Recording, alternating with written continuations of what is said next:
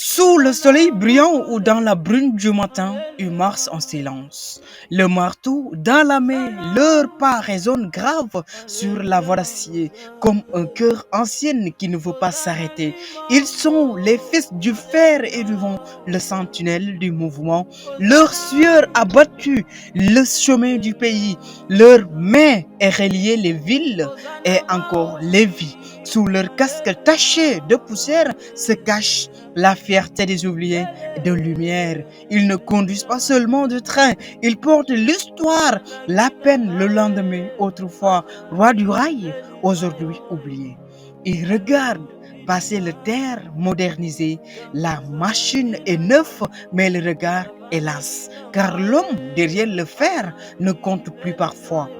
Pourtant, dans chaque sifflet qui déchire l'air, dans chaque roue qui monte ou qui mord la terre, on entend encore leur voix, leur prière, leur amour simple, leur courage ordinaire. Oh, cheminots, soldats sans fusil ni médaille, vous avez tracé le destin sur les rails, et même si le monde change de vitesse, votre nom restera gravé dans la tendresse. La main avance, mais l'âme du rail demeure. Tant qu'un homme aimera son métier, tant qu'un sifflet chantera l'aurore, le chemin ne mourra jamais. Chantons ensemble pour le devenir de cette cheminot.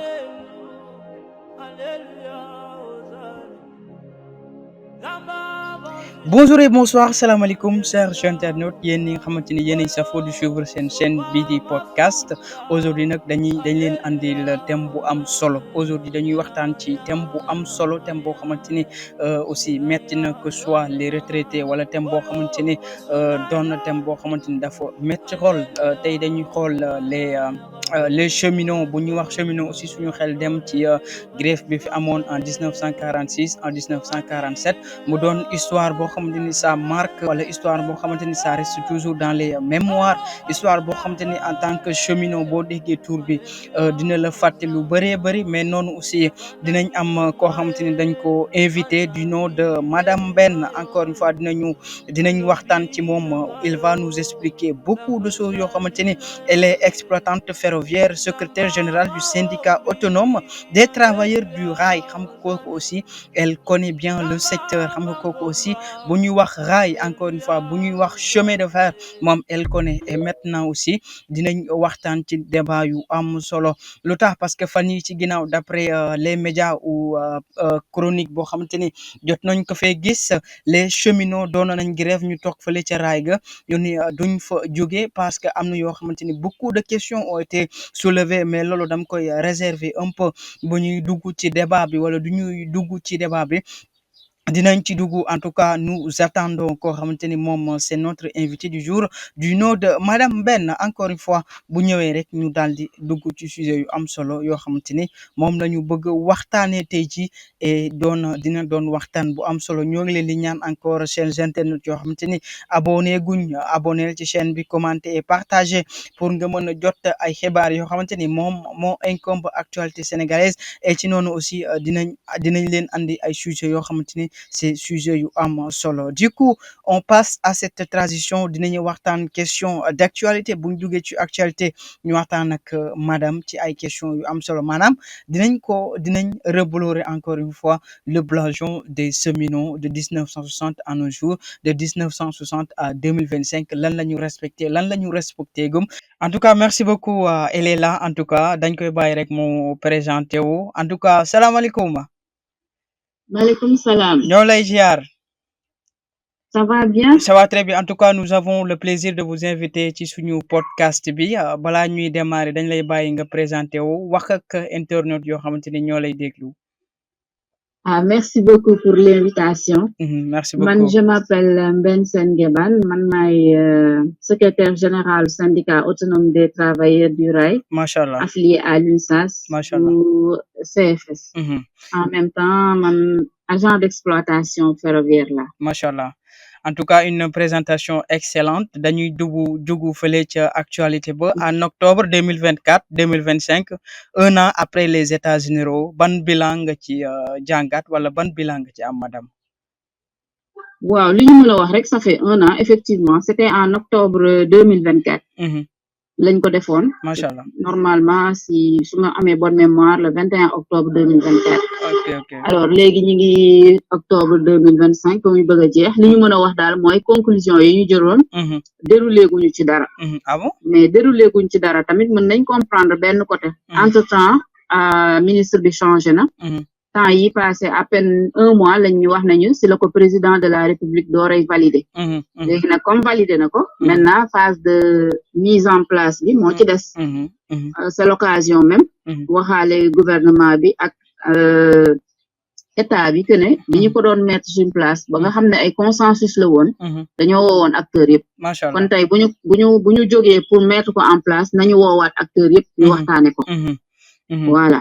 mais pour le moment daal foofu lañ ci tollagum. macha allah est-ce que d'accord nga ak man état bi continuité la même bu ñu changer ministre bi aussi il y a des dossiers urgents madame. waaw effectivement l'état moom c'est une continuité mais xam nga tey jii nii boo organiser états généraux ak ni mu tolloon ak dayo ba El Malick l'actuel président de l'Assemblée nationale monsieur El Malick nekkoon fa imprégné wu ci woon xam nga bu fa jógee keneen kii ñëw tamit dañ koy may temps waaw bu nekkee temps moom mën naa ne on lui a donné suffisamment de temps pour prendre tous les dossiers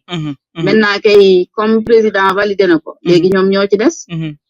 pour la continuité ñun acteurs yi ñun bougé wu ñun ñoo fa demoon ñoo ngi nii toog di leen déglu macha allah macha allah man dama bañ est-ce que kaw Bakel du leen dal aussi le non respect de l'engagement man ko est-ce que kaw Bakel du leen dal le non respect de l'engagement parce que waa Bakel aussi ñoo ngi jooy seen xaalis boo xamante ni dañ ko waroon dugal est-ce que yéen cheminots yi par exemple cas boobu du leen dal ñu bañ a respecter seen engagement bi par exemple. non en fait ñun engagement conclusion yi nekkuloon sax quelque chose de financier macha allah affaire dañu doon waxtaan secteur ferroviaire bi bu jékki-jékki développé wu ñu xool nuñ koy restructurer defaraat ko ba mu gënu efficace macha allah boo xoolee sax waxtaan yi li ci gënoon am solo ça tournait autour de ça macha allah parce que jamono yi ak TER bi mu ñëwee léegi développement un peu chemin de fer bi dafa bari ay entreprises yu fi nekk tey boo demee rien que TER bi rek am na ñaari entreprise société bi gérer TER bi ak société bi gérer patrimoine TER bi boo ñëwee ñun tamit yaa ngi amati beneen entreprise muy société des chemins de fer bi ñu nekk ñun muy gérer mbirum infrastructure nga am à côté tamit beneen société bu ñuy wax les grands trains du Sénégal buy gérer tout ce qui a trafic li am comme trafic de voyageurs xam nga boo xoolee ci dëkk bu ndaw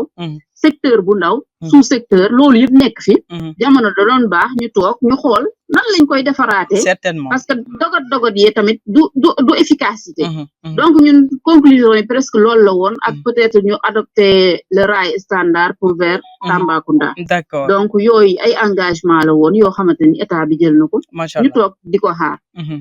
voilà donc loolu la woon macha allah léegi ñu dem fële ci actualité encore de pacte stabilité sociale que disent les syndicats car on a vu les coalitions des centres syndicats faire des menaces au gouvernement madame ban jàngat nga ci am que ce soit le non respect des promesses waa xam nga pacte social bi ñu koy teg état dafa woo ñëpp macha allah wax situation wax li mu bëgg que ne moom reconnaître na ne fu jàmm amul mënu fa am développement économique oui certainement mu woo leen ci njekk ak teraanga centrale yi fi nekk nag les plus représentatifs ñëpp ñëw ñu nangul ko mais ca nangul ba tam dañoo waxtaanoon xam nga pacte moom juboo la rek ay de part et d'autre damay naan lii la nga nangu ne di nga ko def léegi nag boobu c'était vers le mois de mai xam nga tey ñu ngi ci presque fin d'année mois de novembre ñu ngi dugg novembre léegi ñoom bu ñu gisee ne la ñu waxante woon ak état bi gisuñu état bi def ci dara te ñoom tamit ay kilifa lañ ay responsable lañ jiital mouvement des travailleurs du Sénégal normal na ñu delluwaat kat ne état bi li ñu waxante woon gisuñu nga def ci dara macha allah voilà alhamdulilah nag au moins foofu am nañ oreille attentive parce que bi ñu jógee ñoom état bi moom tamit dellu na ko réaffirmer volonté parce que ba ñu paree si la leen woo daanaka tey la àjjuma altine bii nii premier ministre daal dina mettre sur place le comité de pilotage bu pacte de stabilité sociale boobu macha allah may rappeler ne pacte boobu tamit ñëpp la laal secteur yëpp la laal ñu nag enseignant yeeg santé ñëpp léegi nag comme état bi mettre na sur place li gënoon jafe comité bi léegi dañuy suivre rek ñun ay syndicats yu ndaw lañ yor mais dañoo bootu ci centrale yooyu ñun tamit dañuy suivre et ñu am yaakaar que ne état bi dina volonté bi mu amoon ba gars yi fekk si ko dina ko respecté parce que tamit loolu mooy un état responsable boo waxee say secteur ba ñu d'accord may la da ngay respecté li ngeen waxante ouais certainement mais parfois boo leen toogee ba toog bu yàgg gars yi génn au moins manifester est-ce que aussi loolu du ci baax pour yëngalaat pour gars yi xam ne que aussi y a des pactes yoo xamante ni war nañ ko mën a respecter et la population nous attend encore non moi je pense que ci loolu lañ jëmoon état bi heureusement daa mel na dafa def de l'anticipation waaw ci loolu lañ jëmoon centrale yëpp dañoo booloo nekk benn teg plan d'action macha allah waaw léegi nag pacte bi war nañ ko dérouler boo xool dégloo bu baax keroog biñ koy installé ak ministre fonction publique ak yi ñu wax yëpp finance macha allah jël nañ ay engagement ferme mais itam dafa am loo xam ne dañu koy patienté may leen ko ndax dañoo nekk fin d'année xam nga kii di fin d'année di fin de budget am budget bu bees bu ñu war a voté waat excellent ñu voté ko à l'Assemblée nationale yenn engagement yi yaakaar nañ ne budget bi ñu war a voté décembre inchallah pour année 2026 yu bëri dina ci dugg d'accord pour le moment dañuy toog di suivre yàlla baax na an ko yàlla baax na ça nous permettra aussi ñu def benn transition ci le train de voyageurs entre Touba et Mbacké yaa ngi gën a am espoir ci loolu madame le train de voyageurs entre Touba et Mbacké gëm nga ni loolu aussi c'est une possibilité waaw circulation yooyu moom man dama koy rafetlu te képp kuy sénégalais tam da nga ko war a rafetlu macha allah ndax tey jii nii loolu dafa wone volonté ferme boo xamante ni si autorités yi am nañ ko mais nag ñu ciy remercier le khalife général des mourides parce que moom da koo jël def ko yëfi boppam macha allah ñëpp ñu nekk ci ginnaawam def ko seen yëfi bopp Touba ca kanam tamit def ko seen yëfi bopp xam nga ñooñu bu ñu jógee wane ne ñoom bëgg nañ macha allah état bi da leen di jàppale da ciy ànd ndax tey jii constat boobu mooy lan mooy que ne Touba ñu fay jógee yëpp di xëy di dem Mbacké dafa bari surtout suñu rakk yi macha allah te foofu dañoo am problème de mobilité bu metti xale yi suñuy jàngi xam nga ay conditions yu metti la ñuy jàngee te loolu sax day dem ba parents yi après dañuy naan seen doom yi toog leen bu leen jàngi te tey jii boo xoolee dernier résultat statistique population ANSD Mbacké dafa nekk zone boo xam ne presque c'est la deuxième zone yi gën a ëpp population du Sénégal boo génnee Dakar alors zone bu mel noonu seen mobilité da nga leen war a jàppale tey bu ñu jëlee saxaar si muy daw foofu loolu ñun ñëpp dañ koy rafetlu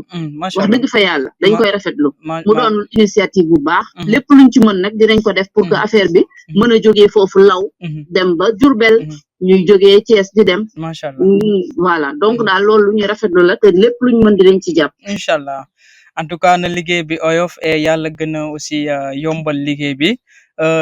yàlla dafa dogal ni fan yi bu ñu génnee ñu dugg ci xol bu metti ndeysaan gis nañ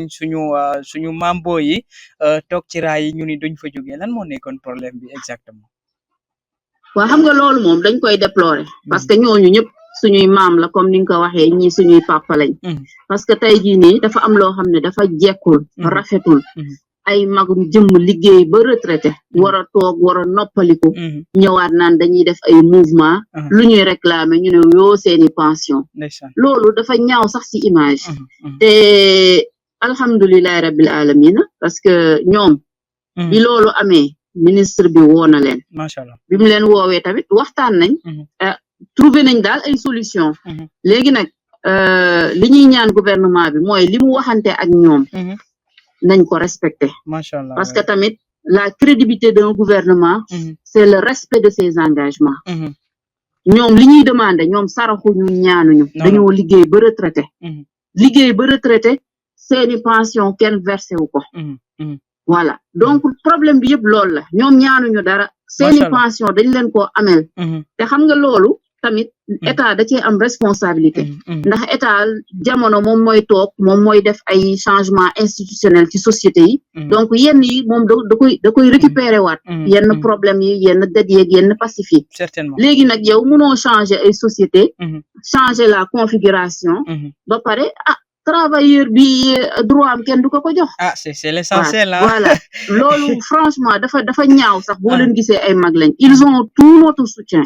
Nous qui sommes en activité tous les syndicats les travailleurs ñun ñëpp ñu ngi leen di soutenir. te ñu xam ne ñun dinañ leen jàppale ci seen combat boobu. mais c'est un problème bi est-ce que ça date pas depuis le président Wade jusqu'à présent parce que boo xoolee un budget de 5 milliards boo xam ne dañ ko war a verser comme pension est-ce que aussi état bi dina gaaw a débloquer cette somme. Non xam nga sànq yow sax wax biir wax sax nee nga ma l'état c'est la continuité. C'est une mais l'état c'est la continuité. que ça date de l'ancien régime de monsieur Abdoulaye Wade wala de monsieur Macky Sall c'est la continuité. dañ leen ko amel dañ leen ko war a fay. et l'état aujourd'hui bañu ko de reconnaître na ko. voilà reconnaître na ne moom la c'est la continuité. ah léegi daal li fi des daal mooy ñaan yàlla état bi engagement yi ñu wax parce que nee nañ leen waxtaan nañ seen biir nee nañ leen jël nañ ferme engagement que le budget bii ñuy voté pour 2026 dina am loo xam ne dinañ ko ci jël jox ko IPRES inchallah voilà léegi nag ñun suivre ak dundee yaakaar lañ ci am mais nag lu metti la yàlla baax na en tout cas c'est un grand problème gis ay mag oui c'est un problème te kaay ma yokkal la si gis nga ñun ñi nekk en activité sax nous ne sommes pas à l'abri parce que ñun ñii effectivement ñun ñii ça fait presque des années amuñu cotisation IPRES de parce que dafa am passif boo xam ne lan moo ko waral madame lan moo ko waral passif dafa am passif social boo xam ne ñun fii ñu nekk nii ñun def seen tere nelaw ñun travailleurs yi parce que mooy li ma la doon wax sànq changement institutionnel société bi nga jógee ci société nationale ñu ne la léegi société privée la ñu toogaat jëmmi jame ñu ne non nekkatul privé état bi jëlaat na société bi pour defaral ko boppam xam nga saa yu changement amee xam nga état bi jëlaat nit ñi seeni droit dafay mujjee état bi jël ko machallah léegi entreprise yi aussi bu fekkee dafa am jamono cotisé wul léegi ñun tey daf ñuy rattraper ñun ñi nekk en activité ñun tam am nañ passif social bu lu boo xamante ne nii si ay suñuy cotisation ay IPRES ak caisse de sécurité ba ci ay coopérative d'habitat yoo xam ne ñun dañ koo cotiser mais malheureusement daawuñu ko verser d'accord alors donc c'est un problème boo xam ne ñun bu ñu jàppalee suñu papa yooyu dañoo jàppale suñu bopp en anticipation parce que actuellement presque même problème bi mu ngi plané suñu kaw bopp waaw certainement parce que buñ ko réglé wul dans l'immédiat xam naa sera un problème boo xamante ni une continuité aussi et boobaa aussi grève bi day gën a tàng c'est ça ñu dem ci question boo xamante ni aussi yéen a ko doon xaar Dakar Tamba ci rêve la wala aussi en actuel mën nañ nekk ci actualité bi la madame waaw Dakar Tamba boo seetloo daaw negeni daaw régime bi fi jógee avant moo dem si la commencé woon di relancer ay activités Dakar Tamba ba ñu injecté ci woon presque une 20aine de milliards wax dëgg fa yàlla ne la ñuy defaraat raay machallah mais xam nga régime bu ñëw aussi balaa moo continuer dara dafay taxaw càmbar lim fi fekk machallah ñoom bi ñu ñëwee dañoo arrêté lépp càmbar liñ fi fekk bi ñu càmbaree liñ fi fekk si lañ ne d'ailleurs sax ci états généraux yooyu ñu ne ñun sax Dakar Tamba dafa jot ñu def ko raay bu bees bu standard comme bu terre bi ngeen di dégg machallah waay alors léegi nag loolu nekkul loo xam ne day gaaw parce que da nga ko étudier phase étude moom mën na dem ba 2 ans ngay étudier benn affaire parce que foo nar a def ay milliards mënoo ñëw rek def ko si noonu donc mën naa ne axe boobu dafa nekk phase d'étude sur la partie raay standard machallah n'empêche nag autorités yi ils sont tenus ñu defar raay bi ba mu baax bii fi nekk parce que tey même boo waree liggéey ci beneen raay bi tamit y a ce qu'on appelle les coûts logistiques il y a ce qu'on appelle tout ce qui est lié au transport des matériaux loolu boo amul foo ko defee kon xam nga du baax moo tax quel que soit Alpha Dakar Tamba moom raay bi dañ ko war a defaraat ba mu baax en attendant ñuy étudier raay standard bi machallah c'est exceptionnel en tout cas aussi bu ñu xamee raay bi ñoo ngi koy xam de Dakar Bamako madame est-ce que loolu aussi dañ koy abandonner parce que loolu aussi lu njëkk la et ancienneté ndax bu ñu waxee Dakar Tamba on abandonne encore une fois Dakar Bamako malheureusement nag wax dëgg fa yàlla on parle de moins en moins de Dakar Bamako te tey man mi personnellement loolu lu ma metti la ndax su ma sañoon lépp lu ñuy wax dañuy wax Dakar Bamako ndax ñun Dakar Bamako lañ xam te tey jii nii dafa nekk loo xam ne nekkul ne Bamako moo ñu soxla mais ñun ñoo leen soxla boo xoolee port autonome de Dakar la fay wàcc ci ay marchandises yëpp lu bëri Bamako la jëm parce que Bamako amuñu port Mali amul port donc ñun dafa mel ne ñun en même temps ñooy dañoo am port boo xam ne port Sénégal port Bamako la léegi nag ñun tey bu ñu toogee ba waxatuñu raay bu jëm Bamako léegi lépp dañ ko nar a bàyyee camions yi xam nga camions yi mënuñu def lépp moo tax it lu ngeen ciy gis ay accident yu dul jeex ay route yoo xam ne chaque année ñu entretenir ko muy yàq dañuy gis ay bus yoo xamante ni yëpp ay bagage et alors que bu ñu valoriser woon loolu aussi mën nañ ko moytu waaw donc moo tax tey jii nii on gagnerait vraiment tegaat sur la table Dakar Bamako ñu waxtaan ak Maliens yi parce que aussi loolu ñun suñu économie mën na ci perte lu bëri fii may wax ak yow port Conakry ñoom dañoo tabax benn port boo xam ne dañ ne uniquement port bi Mali la loolu pour lan la pour Maliens yi ñoom tamit seeni marchandise au lieu ñu koy indi Dakar ñu koy jéem a détourner di leen yóbbu feneen te boobaa xam nga ne nekkatul chemin de fer mooy perte waaye économie port mooy perte te yéen yéeg ngeen ne ñi ngi defaraat ñaari port yu bees portu Ndayane bi ak beneen port bi alors donc loolu dafa laaj ñu am un chemin de fer boo xam ne day jógee ci port yi dem ba Bamako et foofu damay profiter si sa antenne bi pour ne autorité yi nañu demaat woo la partie malienne ñu toog ñu waxtaan ñu xool nu ñuy defaraatee suñu chemin de fer parce que chemin de fer boobu au-delà de évacuer ay marchandises économiques dafa nekk outil d'intégration africaine imaginez raay bu jógee Dakar dem ba Bamako loolu lu ñëpp ñoo ko am capital ba capital amoo meilleur vecteur d'intégration entre suñu dëkk yi te ñun suñu autorité itam dégg ngeen leen dañuy woote souveraineté kon dañoo war a xool lu ñuy développer commerce interne bi commerce sous-régional bi et vraiment loolu man maa ngi ciy woo képp koo xam ne rek dégg nga ñu ngeen ñëw ñu xool lu ñuy defaraatee suñu chemin de fer ba Bamako dëgg la nag Tamba étape la waaw Tamba mën naa ne étape la Tamba tamit boo fa àggee moom tam mën na la jox yeneen opportunité parce que xam nga boo demee par exemple fu ci mel ni Matam ñi ngi exploiter ay mines Kédougou ñi na ngi dégg ay Miferso ay fer yoo xam ne ça fait des années ñu ngi koy dégg ñooñu seen exploitation seen problème lan la parce que amuñu raay boo xam ne bu ñu dindee fer bi raay bi dina ko mën a jël yóbbu ko parce que yooyu mënoo ko transporter par oto parce que dafay diis ça fait des tonnes waaw dafay diis léegi tey boo amee chemin de fer bu dem ba Tamba bon dootul jafeeti tey nga def ay voies de jonction bii dem Kédougou bii dem Tamba mën nga am foofu sax benn boo xam day dem ba Ziguinchor xëy na peut-être que loolu dina gën a tax ñu sawar ci Tamba bi mais toujours est-il que bu ñu àggee Tamba il faut ñu delluwaat ba Bamako li ñu amoon de man ko ñu delluwaat ci li ñu amoon macha allah parce que moom lañu xam ba Bamako boobu moom suñu commerce yeeg suñu yaay booy yeeg ñi nga xam ne dañ daan def express di jëndi marchandise yi yooyu yëpp dafa war a dundaat c'est de l'économie macha allah c'est de l'économie loolu raay rek moo la ko mën a may moo gën raay rek moo la ko mën a may donc bu ñu jógee Bamako ñu jaar fële ca Tamba ñu wàcc ci Thiès kaay benn dëkk ñaari gare parce que buñ ko xamee aussi malgré y a la gare ferroviaire y a aussi gare boo xamante ni moom la gaay yëpp di yëngatu mais nag li ñu intéressé mooy est-ce que Thiès kaay dina retrouver waat souris bu mu amoon ci côté ferroviaire bi madame waaw loolu lu mën a nekk la parce que c'est sa position stratégique macha allah xam nga moom position la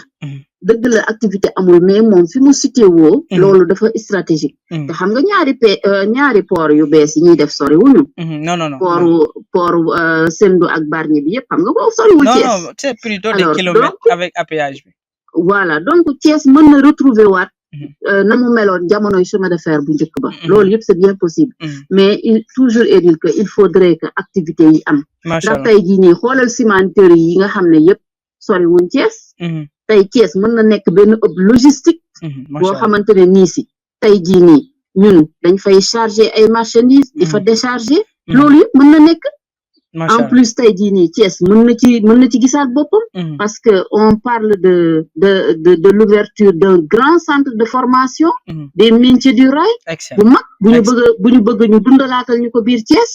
yoo xamante boobaa day former beaucoup des centaines des milliers de jeunes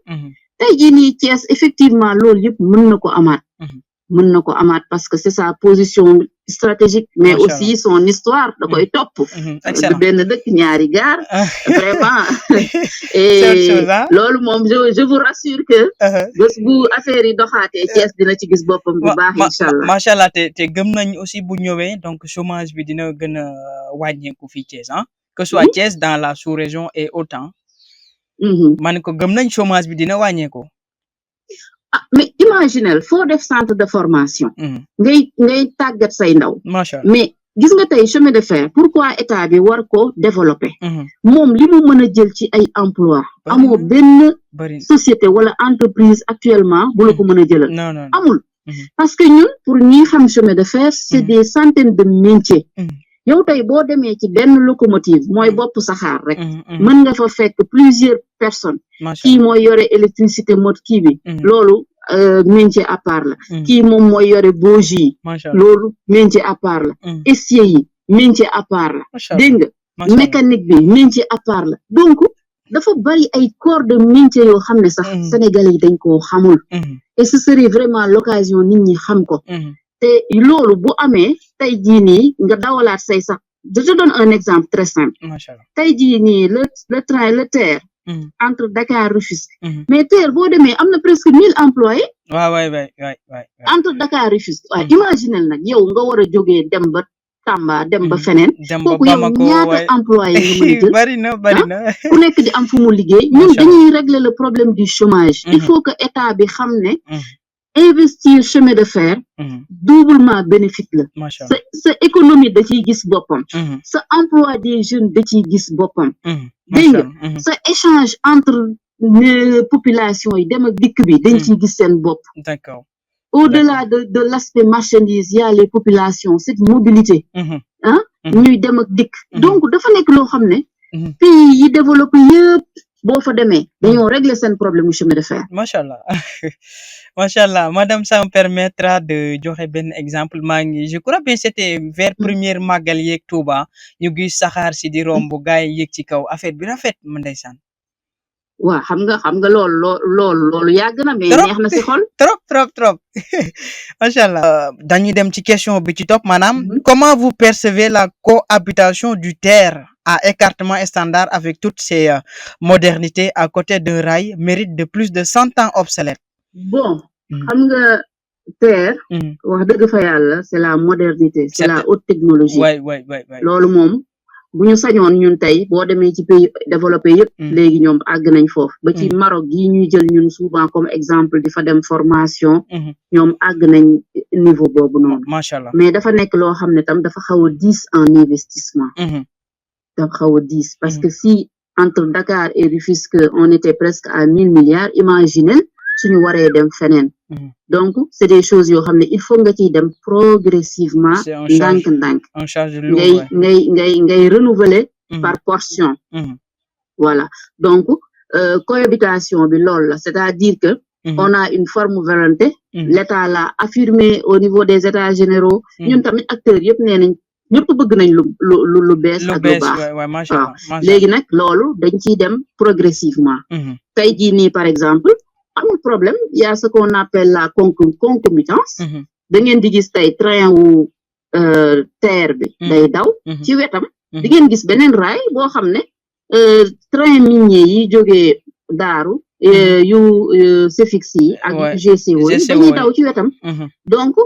ñaari mode yu bokkul la mais ba tey ñi ngi cohabiter léegi nag cohabitation boobu dafa am ce qu'on appelle la sécurité machallah donc c'est une gestion de la sécurité boo xamante nii si ñun acteurs yi ci nekk yëpp muy SENTER muy CFS muy ñeneen dañuy toog xool nu ñuy waxtaanee ba nga xam ne kenn du laal moromam machallah voilà noonu la ñuy def mais nag il faudrait que dans le long terme ñu xam ne dañoo nar a changer matériel yëpp mais on y va doucement rek parce que investissement yi dafa xaw metti ouais c'est tedis souvent dañ leen dégg ngeen joytu un peu passif social bi passif social est-ce que mën nga ñoo expliquer tuuti ci loolu madame waaw pourtant sànq xaw naa ko cof tuuti passif social bi c'est lié par exemple depuis 2000 boo xoolee 2000 ba fi may wax ak yow ça fait 25 ans la société des chemins de fer dafa a connu beaucoup de changements institutionnels léegi nekkoon nga fi société nationale jógee fi ñu indi Transrail nekk société privée dawal benn instant ñu jëlee fi Transrail indi benn organe de transition buñ doon wax Dakar Bamako ferroviaire kooku tamit dawal tuuti ñu jëlee ko fi indi waat société nationale les chemins de fer du Sénégal xam nga loolu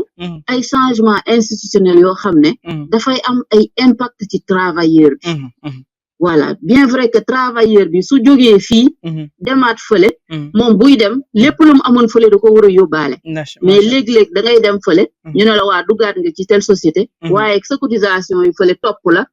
état bi moo ko war a fay wala ancienne société bi moo ko war a problème yooyu mooy dem di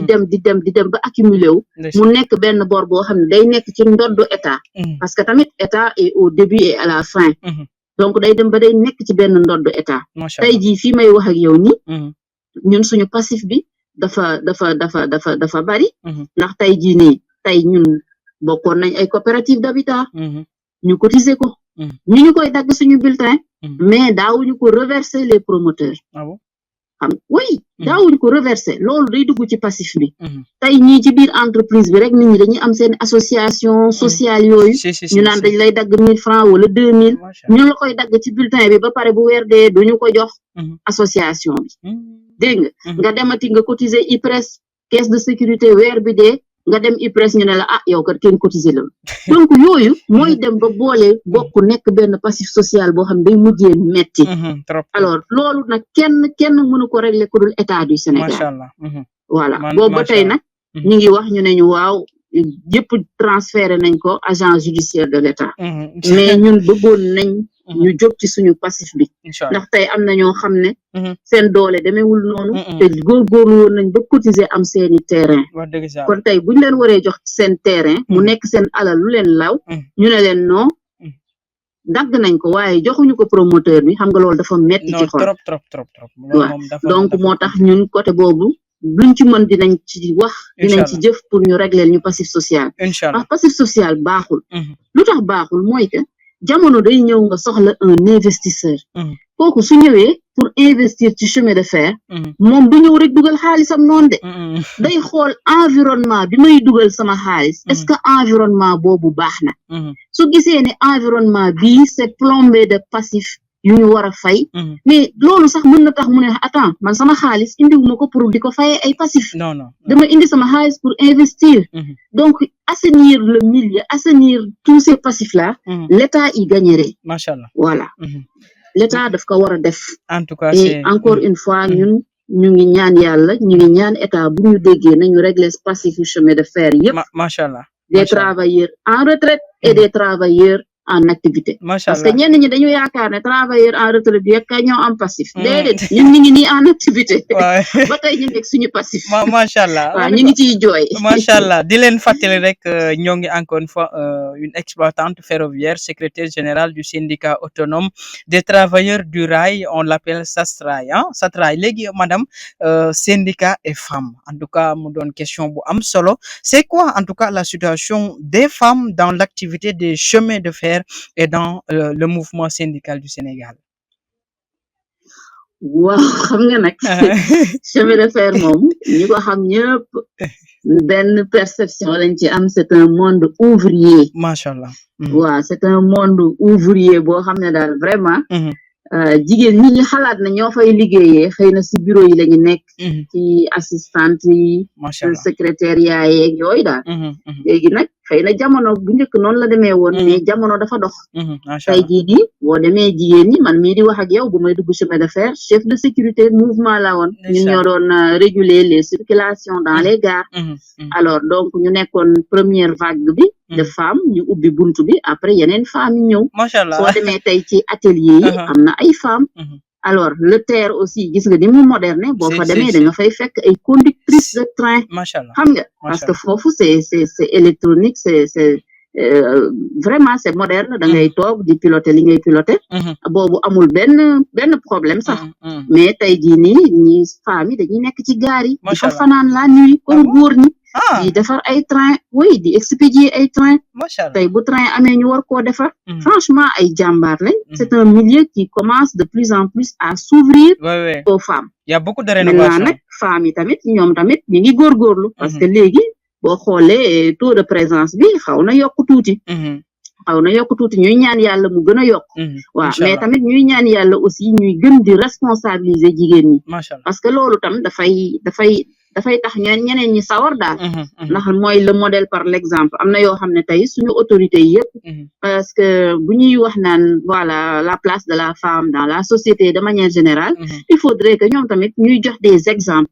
des femmes ministres des femmes directrices de société des femmes ceci loolu tam rôle état la comme ça facilement xale yi jigéen yëpp danañ gis ay modèle yoo xam ne ñoom tamit dinañ bëgg mel ni ñoom ñu am ambition alors côté syndicat nag moom bon femmes yi moom la plupart du temps elles sont derrière les hommes ça moom je l'avoue waaw mais am na percé tuuti parce que waxtaan la gën leen a conscientiser